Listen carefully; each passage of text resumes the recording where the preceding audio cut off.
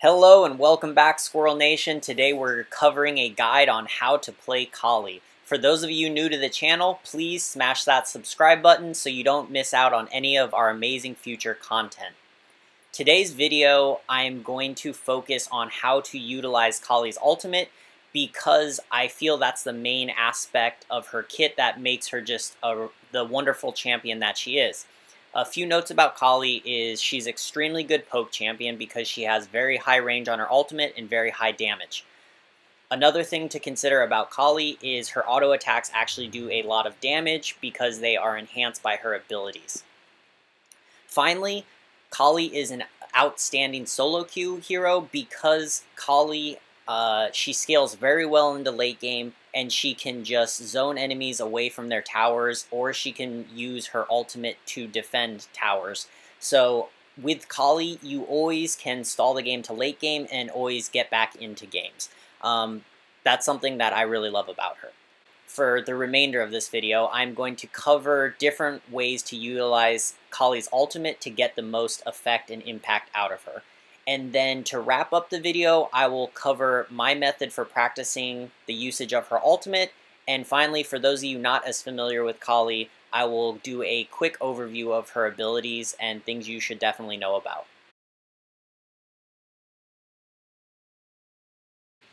This clip illustrates a suboptimal usage of Kahlii's ult for zoning purposes. If you notice, the minion wave is already low health. And also when I ultimate, you're going to notice that I ultimate in a straight line. So the wave is easily cleared by Liliana. It's already down to one minion with very low health. And notice I'm barely doing damage to her. When you ult in a straight line, it's very hard to connect with the enemy because you have to stay in exact alignment with them. However, say I would have ulted at maybe an angle more like this, if you look at my mouse cursor on the screen, then I can kind of come side to side, and it makes it a lot harder for Liliana or whatever enemy hero it is to dodge the damage. Okay, so in this clip, my ultimate is better, but still not great. If you notice enemy Zenial right here, the Richter here, and my ultimate is kind of at this angle. So the problem with this is that to move my ultimate, I actually have to move along this axis. If I come to the left, it's going to put me very close to Richter, and Zenial runs this way also. And if I run this way, then my damage is just completely missing the enemy team. So anyways, if I was going to do this again, I would prefer for Kahlii to be behind this wall. So then I could ult at basically the same angle, or maybe even a little steeper, but I could easily move safely this way or this way, instead of having to move towards the enemy team or back this way and just missing them completely. Here is the best ultimate out of this game. So if you notice, there's super minions coming. I'm just about to use the ultimate, and the angle that I use the ultimate makes it so that the enemies cannot clear the wave without eating a ton of damage. So notice the super minions are hitting, their enemy team was coming up to clear, but the Zenial and his carries are actually getting pushed back because there's no option for them, right? They can't run this way or else I'm going to hit them, and if they come back this way, same thing, I can cut back. And if you'll notice for the remainder of this clip, the Lindis is going to come around all this way and before she can start doing damage to the super minions. And at that point, I start to actually just cast other stuff on her. So there we go, the Liliana gets around here. And notice it's just the angle makes it so hard for her to do anything to the super minions. So anyways, the enemies end up not being able to clear the wave, and it's GG by the super minions. Okay, for the remainder of the clips to come up, these are much better examples of taking the proper angle and also having minion wave support. So notice here, right, the minions are clearing. Right before it clears, we're zoning the Azinka away, and just look how much damage he's eating. It just makes it really uncomfortable for him to clear wave, and then our jungler comes up to get an easy kill. So here's another example. Look at that, minion wave, full health. I'm just waiting because I know the Azinka is rotating from bottom. You're going to see him come in for the bottom, and I'm simply going to have my ult ready to zone him out. So as soon as he gets there, bam. And notice, this gives my my minions just enough time to kill the tower. Same thing, wave comes in, we're going to ult back the Kahlii and the Wisp, right? And we get a kill, and our minion's still there to do some more damage. With Kahlii, don't get greedy, right? Just poke, poke, poke, zone the enemies, make it really hard for them to defend, and yeah, just don't get greedy. Just rotate back and forth between the lanes. Finally, I'm going to pause before this fight. Okay, till now all the clips have been showing you how to take towers as Kahlii. This clip is going to show you how powerful Kahlii is when it comes to stalling the late game and defending high ground towers. If you'll notice, there's 5 enemies, and the Darkslayer Drake is about to push this tower. This tower right now has barely taken damage. It's like 98% health, okay?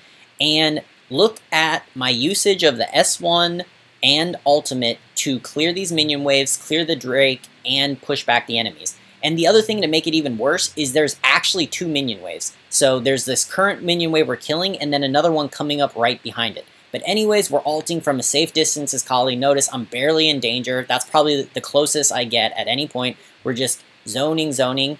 Here comes the second wave in the Drake. We're keeping it out so our tower's not taking damage, right? And I'm still waiting for my ult. Kahlii has very short cooldown, so you can use things a lot. And once again, just the angle. And finally, after all that, if you notice, the wave's clear, 2 of the enemies are dead, and the tower is still at about 40% health. So 2 waves smashing in, Darkslayer Drake, 5 enemies smashing into the tower, and Kahlii survives through it with almost full health, and the tower only drops about 50% HP. For this point, I only have 1 clip. I just want you to focus on how I burst the dragon down using my S1 and ultimate when it's at the very end of its health. The reason you do that as Kahlii is so that the enemy team cannot come in and steal your objective. The main point I want to make for this clip is my ultimate here is not great. The angle is okay. If you notice, the enemy Zenial and Lindis came to steal our blue buff, and I was going to try to kind of steal it away from them. But anyways, the problem with this ultimate is if you notice, I'm locked down on the right side and the left side by terrain, so I really can't move side to side. So I really can't keep damage on them. I would have preferred to actually ult more towards this direction and come behind this terrain. Because also, to ult this way, I have to get very close to them, and you're going to notice I move up and towards the right to keep the damage. Thankfully, the Annette helps me using her ultimate to lock them down in the bush so I could keep damage on them. In this clip, the ultimate, once again, is not optimal, but it is getting closer to it because I have more room to move the ultimate. If you notice on the minimap, my team has a man advantage where it's a 3-on-2 fight. So here I know that the Liliana and the Alice want to disengage, so I am going to ult behind them where they want to disengage, and then I am going to actually bring it down on top of them. So I'm starting to hit and then follow the Liliana when she's running away. So the improvement here is actually what I would have liked is more of an ultimate at this angle. If you can look at my mouse, which is kind of to the top corner, and then I could have moved down this way so I could have reached deeper into their jungle. The reason that I barely secured the kill on Liliana is the angle just prevented me from getting good damage on her, and in this case the Alice actually gets away because I just couldn't keep the right angle to allow my team to get the damage they needed. Okay, this Kahlii ultimate is a little bit better. The only problem is that when I move with the ultimate, I'm going to have to move into the tower, which is going to aggro on me when I hit the enemies. But at the same time, I really like the fact that, one, if you notice, I am cutting off this bush with my ultimate. I'm also cutting off this next bush. And also, when the enemies move up and try to run away to their base, as Kahlii, I can simply shift up this way and continue to hit them. There's absolutely no way for the enemy Lindis or Alice to run back to their base without me keeping my ult tracked on them. So let's play out this clip. If you notice, get the Lindis, get the Alice, and I don't even take aggro in that case. And yeah, so double kill, and you notice I did have to track up. The tower could have aggroed on me. It was just lucky that it didn't in that case, to be honest, but it wouldn't have been a big deal. I had plenty of health to sustain that. But that was a much better example of how to use your ultimate with such an angle that you can actually move with the enemy's option for retreat. Okay, so these are the final 2 clips. They're in the same area of the map, but they are different fights. Anyways, these type of fights will frequently happen around Darkslayer or Dragon, so I think both of these clips are highly relevant. Anyways, notice the angles that I use on the ultimate. Once again, I put them right in the path the enemies want to run, right? They want to run back into that bush or into the jungle. I cut them off, so the Azenka has to cut back, secure the double, and carry on. So here's the second fight. Once again, I go shoot into that bush. And the note I really want to make is, if you notice, I aimed into the bush, exact same as last time, right? If they went this way, I could have killed them. If they cut into their jungle, I could have shadowed them and killed them. This time, they learned, they decided to just run back towards the middle of the lane, but you're going to notice when you choose a great angle on your ultimate, and that angle includes your ability to move that ultimate with your Kahlii position, you're going to notice it still results in a double kill. So we still get the damage out on them, still staying at a safe distance, and bam, double kill again. So anyways, the point of this is Kahlii's ultimate is best when you have really good angle that covers the enemy paths. So in this case, they could have ran into the bush, they could have ran into their own jungle, or they could have ran down more towards the top of the lane.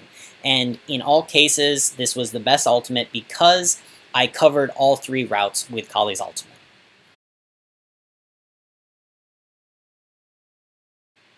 Okay, this is on to the final two clips that are pointing out that Kahlii is a poke champion and positioning and ability management really matter on her. So with Kahlii, the thing to keep in mind is positioning matters, because if the enemies get on top of you, you're dead. You're absolutely dead. She doesn't really have a great escape method, and so you need to be really careful about how you position with Kahlii. So part of that is understanding that you are a poke champion, you're not a burst champion. So notice here, I'm just poking, and the big thing about poke champions is they need to slowly whittle down the enemy. It's not going to all happen in a 5-10 second window. It's going to happen over 20-30 seconds. So notice we're just kind of poking, poking, poking, and here I'm about to make a mistake, right? I get greedy for the kill. I want the Ahri. I want to get a good ultimate on the team because it came back up, so this would be my second ultimate of the fight. But unfortunately, I just get too greedy. If you notice, my team's already getting pushed back. One's already dead. The teammate here is about to die. And my ultimate, I should have just ran back down this way into my jungle and got out of there, right? But instead, I come through here with my ultimate. And right now, what am I going to do? I mean, to get this ultimate, I can try to flash this way, and I'm going to hit the Malik, but I'm still absolutely dead by the Wisp and Malik. So this was just a bad idea because I got greedy for getting more damage in on the enemy.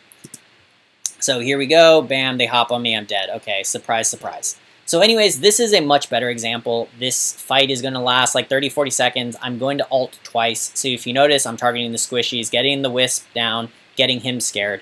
One thing I want to point out is, and I'm going to freeze, is notice when I use my S2 shield. Your S2 shield actually gives you movement speed. So if I use that shield right before, and I won't have movement speed. So if you notice, I actually delay, wait for Malik to hit me with his cleave, then I use the shield so that I have the increased movement speed to get away from him. So here we go, bam, he cleaved me, then I use the shield, I get away with the movement speed, I clear the minions right away to try to defend and stall out for my enemies coming.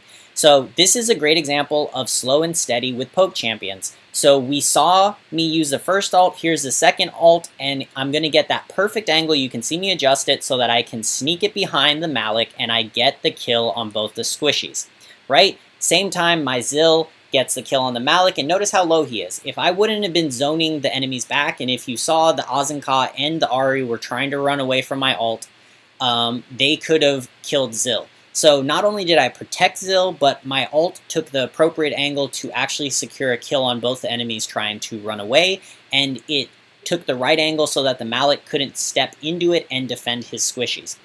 So anyways, that is an example of great positioning and ability management versus poor positioning and poor ability management, in that I got greedy for extra damage when I didn't have the position to apply that damage safely in the first clip.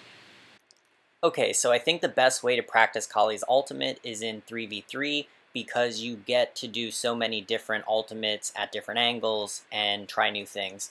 and 3v3s you can just run very quick. So in these clips, this game lasted only 2 minutes and 50 seconds, and I get to try ultimate 3 times. So just notice the angle that I'm focusing on to get the Yorn, right? Get that kill, same thing here, the fight. So you can practice your ults from different angles, so these bottom ones, and then you can also try top ones. In this game I happen to be practicing bottom ultimates. So anyways, just notice how different angles help Kahlii secure different types of kills.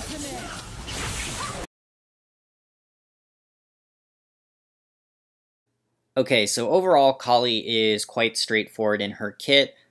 She's definitely very ultimate based. Her auto attacks do a lot of damage because if you look right now at the bottom of the screen, her passive, Kahlii's normal attacks, have Pierce effect that deals 465 magic damage. So that magic damage that's added on to basic attacks also scales up with Kahlii's ability power. So as the game gets longer and longer, Kahlii's auto attacks become very, very powerful. The other thing I want to highlight is her S2, if you notice, is a shield. So Kahlii gains a buff that increases ability power, right? This is very important mechanic for Kahlii's kit because both her S1 and her ultimate do tick damage, right? So they both do damage every half a second. And when you boost your ability power, it obviously increases your S1 and your ultimate damage. So I just want you to be aware that if you cast S1 and then cast your shield, the damage will change of that cast, that S1 cast. So the point being, AP damage is calculated every tick. It's not calculated at the beginning of the cast. So notice here, I'm going to cast, and notice the damage is 250. As soon as I cast my S2, it bumped up to 300, right? So that came from my shield. So once again, we cast, see the damage, I use my shield, it goes up, and then if he breaks my shield, the damage will go back down. The ultimate's harder to see because there's a lot more numbers, so I'm not going to bother showing. But same thing with basic attack. If you notice, it's 444. And okay, let me get him to hit me one more time so I lose my shield. But you're going to notice the same thing. So about 440, right? 440. And then as soon as my shield's gone now, you can see that it went down to about 380. So anyways, with Kahlii, if you use your ultimate and your shield drops, make sure you add your shield back on, and same thing with your S1 because it does affect the damage of your overall skills. Okay, that does it for today's video. I hope everybody enjoyed it. Please like and subscribe if you did. Also, it really helps me if you will share this video around so that other people can join the Squirrel Nation and just join our great community we have going on. But anyways, as always, I'll see you all tomorrow, and happy ranking.